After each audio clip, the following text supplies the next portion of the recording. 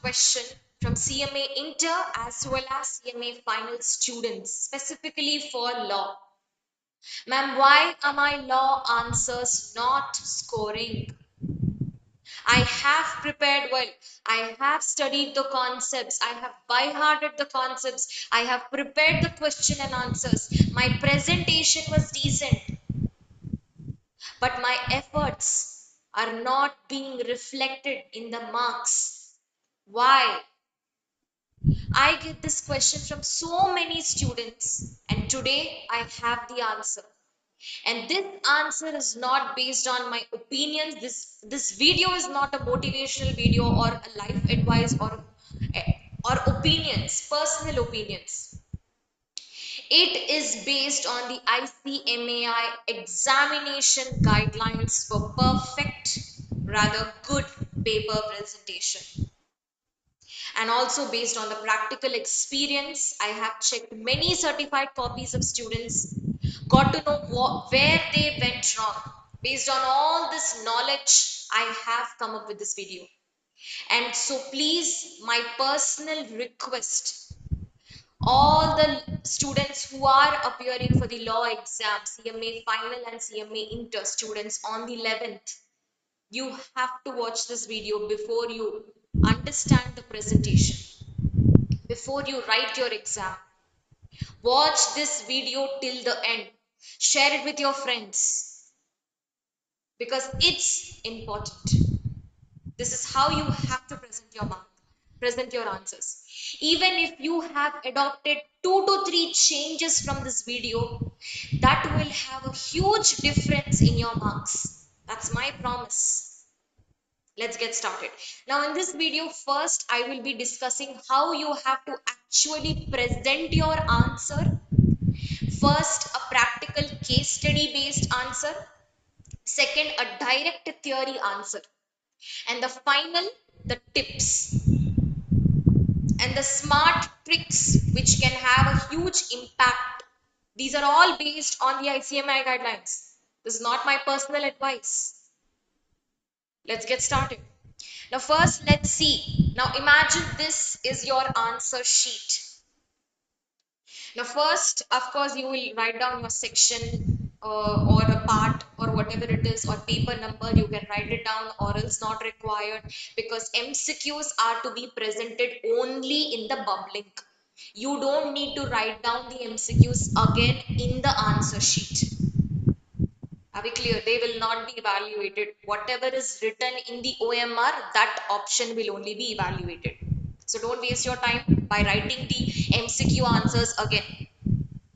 Now, moving on to the question presentation. This is my personal request. Do not write your question numbers like this.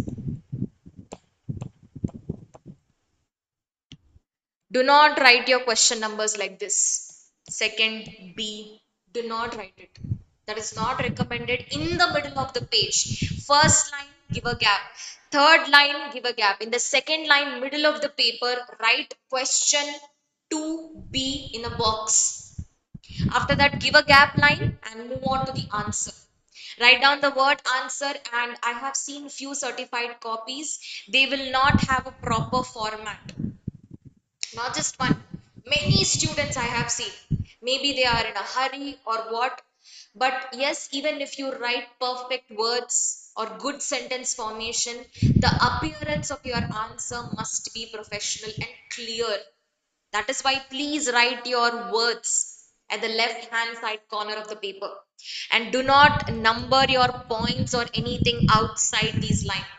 Whatever you want to write down the points, it has to be beside this line. Are we clear? Inside this line.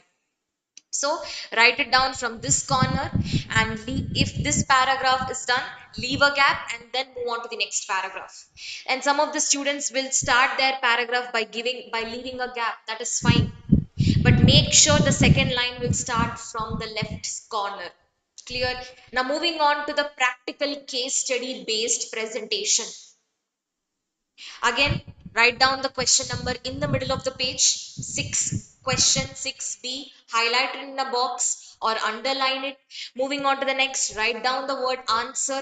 Then, if it is a practical practical case study. They're asking you to analyze the case of the law, and they're asking you to give if it is valid or if it is correct or if it is legally incorrect.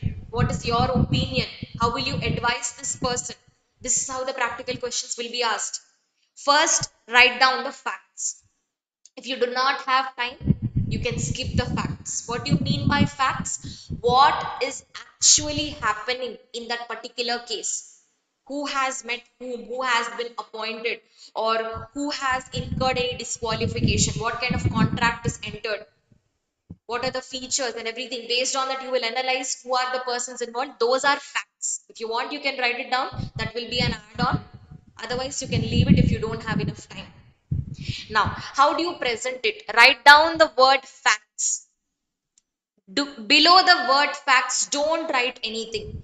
Your sentences should be in a proportionate, symmetric manner. All the lines must start like this. Do not write anything below these side headings. Write down the words related to the facts. Give a one line gap. Move on to the next most important provision. What is the actual provision which is there in the law? That may be the contract law, that may be the company law, that may be the SEBI regulation, that may be the competition law, anything, that may be any industrial law. So, what is actually present in the provision? That is what you have to write in the provision. Don't write your explanations, don't bring out the words of facts in this. Just write what is there in law, what is there in your concept, what is there in your question, not answer, sorry. Clear? So, now Now, the most important question students asked, ma'am, what about the section numbers? First and the foremost thing, if you know the section number as well as subsection number, if you're for sure about that, then you have to open your provision with these words. According to section 135, subsection 1 of the Companies Act 2013, then write down the exact words of provision. If you do not know the exact words of provision, if you don't know the section, subsection number, you only know the section number, that's fine. How will you start the answer? As per the provisions of the section 135 of the Companies Act 2013. As per the provisions of section 135 of the Companies Act 2013, and start your content. You don't know the section number, that is fine. Do not quote wrong section numbers. Even if you have a doubt regarding the section number, do not quote wrong section numbers. That will lead to a penalty. That is what is given in the exam guidelines. Do not quote the wrong section number. Clear? So that is why be careful.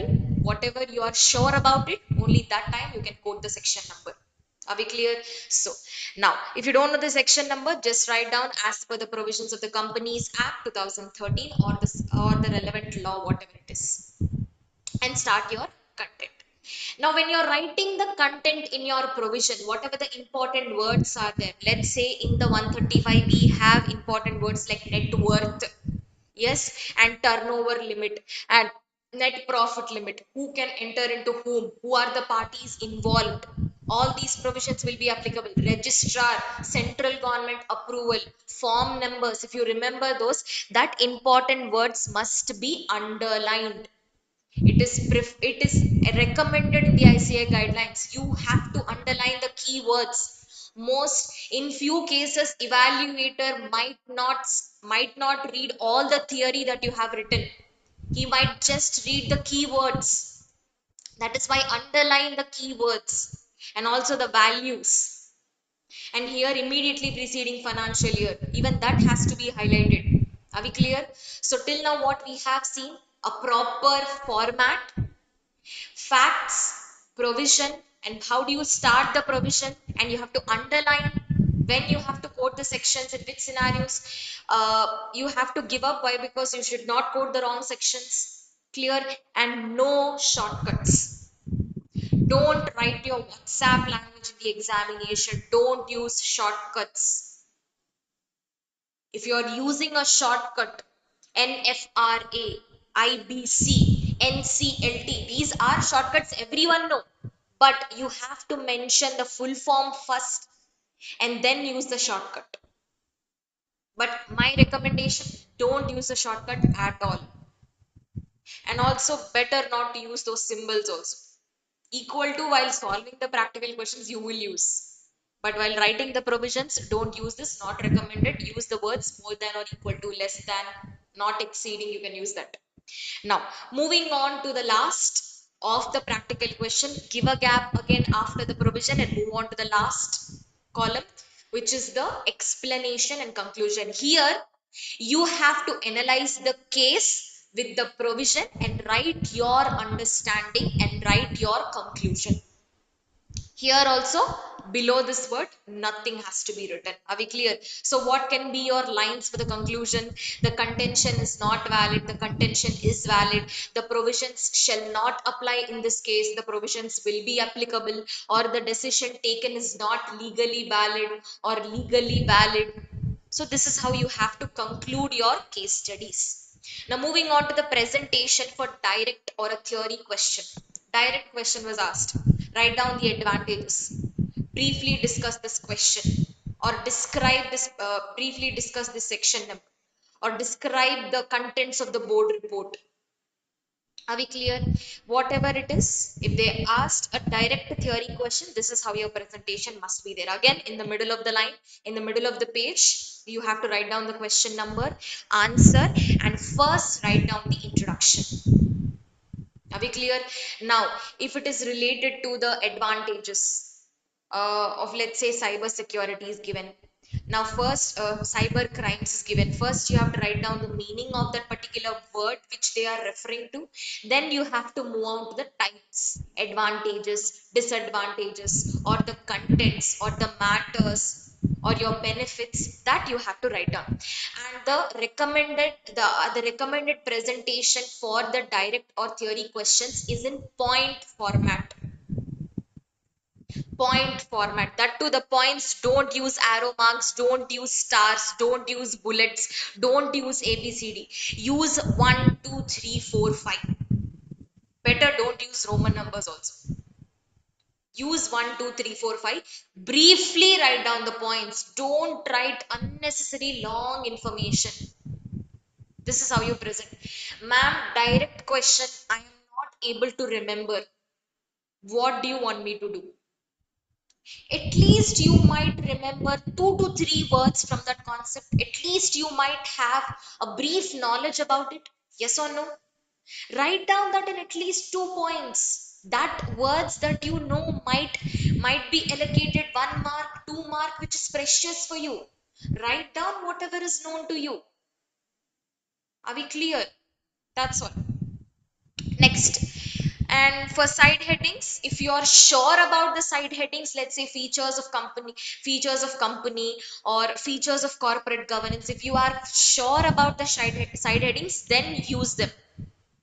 Don't frame your own side headings. ICMAI gives very importance to the terminology. Don't put your own words for the side heading specifically, even for sentences also. Are we clear? So side headings, if sure, use them, or else what you can do, you can write it in points, and in that points, whatever is the important word, highlight that, underline that. That's all. Now, moving on to the, this is done. The paper presentation for the practical question, the paper presentation for the descript, that is the theory direct question, is also done. Now, the one more question which is frequently asked by my students is, what do we do in the reading time? In the first 15 minutes of the reading time, you have two options. You have to, this is where I can't help you, this is how you analyze yourself. If you have a thorough understanding of all the concepts, not perfect understanding, a thorough understanding, you have given a novel reading, you have revised the concept, touch the mcqs. First, in 15 minutes, the 15 mcqs must be done. But for subjects like SFM, if you are not sure about calculations, if you are scared about that, don't open MCQs. Why? Because that might change your whole mood for the next paper, for the next 3 hours. Your whole mood will change. But for theory subjects, I will better recommend you to do the MCQs. Ma'am, if I am sticking not to do the MCQs in the first 15 minutes, what I have to do? You have to select five answers out of the eight, out of the seven answers. Two are choice. Yes or no? What are the answers that you're leaving for the choice? Decide that. And what is the question that you know? What will you write first? What will you write second? What will you write third? Decide that. Read the whole paper and decide what you want to leave for choice and what you want to write down first. After the 15 minutes when you're writing again, you should not waste your time. Okay, better I leave this as choice. Don't do that. Decide it in 15 minutes. Make up your mind, I'm only going to write this answer. Search your words for that answer itself. Clear? And moving on to the few more, the guidelines which are given by the ICMI, very very important. Please remember this. You should not overwrite or strike off like which is ugly looking. Are we clear? That will the eyes of the evaluator will be focused on that highlighted area that you have done with your art. So doing this not recommended. Doing this not recommended. Doing this not recommended. Writing down two, writing down 3/2, changing the values not recommended. If it is a wrong value, just one line, write down beside that. Strike it off, write down after that. That's all. It is what is recommended. Do not overwrite and strike and make it ugly, especially in the first paper. Let's get started. These are the must follow presentation tips as per the ICMAI examination guidelines that will help you write a high scoring paper. Very, very important. Let's see this very quickly. First and the foremost thing, very simple. Answer the easiest question. Answer the easiest question. So you have to make a strong impression to the evaluator, the person who is correcting your paper in the first three papers only. In the first three papers, first two answers, you have to write your best. Ma'am, somewhere in the fifth question, somewhere in the third question, which is not even a proper format, I got the perfect question. Can I write it down first? Yes, that is what is recommended by the ICMA. Properly mention the question number. Question 3A, write down it perfectly. Now the next question that you want is 6B. Question 6B in the middle of the paper, write down it perfectly. First few papers you have to make the impression. Clear? First tip done, third tip done. Now instead of writing all the answers partially without any perfection will not help you score marks. Whatever the 4 5 answers you know perfectly, write them clearly in a detailed manner. Whatever is asked, don't write extra points. Don't show off your knowledge to the evaluator. He will not be giving you any prize. Whatever the marks he has to give, those will only be given. Are we clear?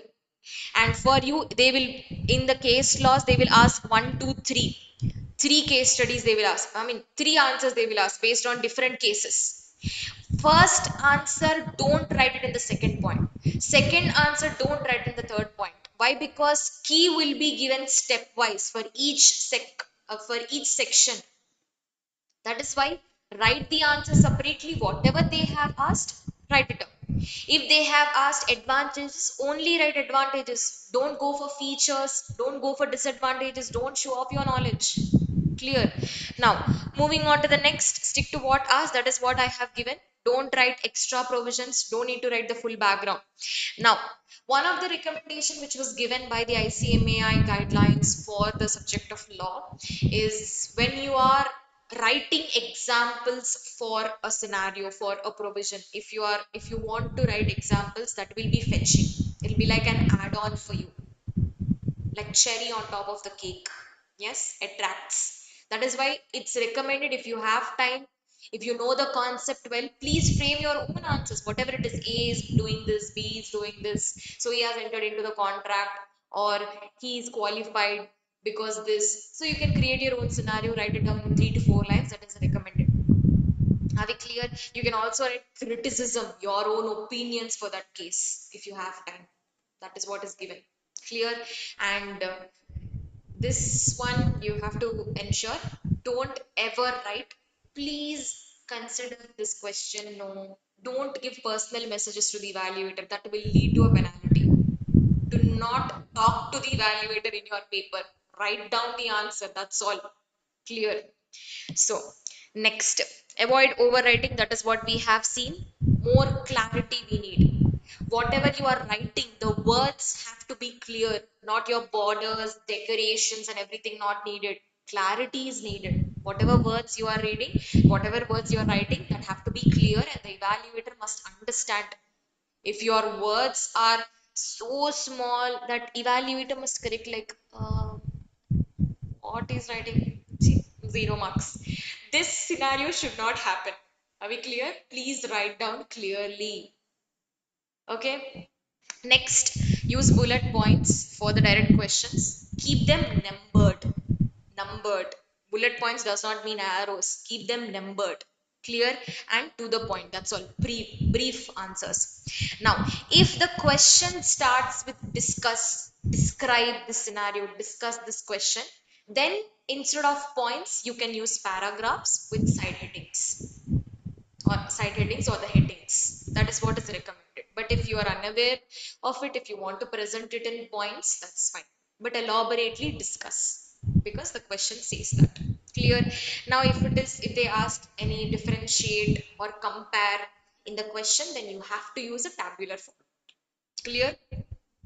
Differentiate between FERA and FEMA. Differentiate between law and ethics. Yes, so that one you have to write it in a tabular format. Clear? And the last one. So this is one question.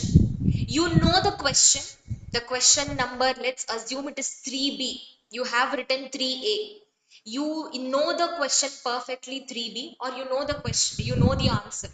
But you allocated gap to write it down at the end. At the end, you don't have time to write down the whole answer. Now, what you can do, you can write a synopsis, that is like a summary you can write down, like whatever you want to write, valid or important 2 to 3 words that you have to write, 2 to 3 sentences you have to write it down. No need to present the whole. But where you have to write it down is very important.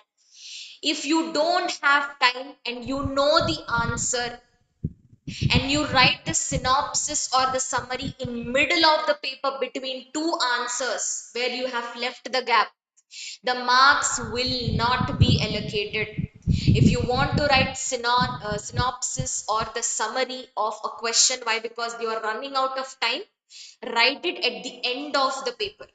At the end of the paper, properly mention the question, write down the summary. Why? Because you don't have time. The evaluator will check. If he finds out correct keywords, he will allocate the marks. But if that 2 to 3 lines are there in the middle of the paper, that middle of the answer sheet, they will not allocate the marks. This is one thing to remember. Are we clear? And the last one, very important. If let's say this is one paper, you have written the theory question completely, and this paper you have written 3 lines. Ma'am, can I start the new question in this answer sheet only? I have so much space left. Don't worry. They are not taking your property. They will give you additional sheets. Start with a new question, new answer, new paper, sorry. Start with a new paper. Each new question must be started in a fresh page. This is the recommendation of the ICMAI. Even if you have written 1 line, 2 line, better go for a new page. Are we clear? That's all. These are the tips. Now, this examination tips PDF and the presentation, I will share it in my Telegram channel if you want to look into it again. So, all the very best for your exam. Don't panic. Don't feel stressed. If you are stressed, meditate or listen to some devotional or divine music, not your rap songs, breakup songs, love songs, DJ songs. Don't listen to them, they will distract you. Don't, for sure, for distraction, don't use Instagram reels or YouTube shorts. Throw that phone away unless you're watching my videos. For that, you can use. Okay, so I'm not wasting much of your time, but please, you have to watch this video till then. Please share with your friends. This is very important. Thank you. for watching my videos, for showing so much appreciation for my efforts. And please comment from where you're watching this if you have time. Otherwise, close the phone and start your preparation. All the very, very best. May God bless you.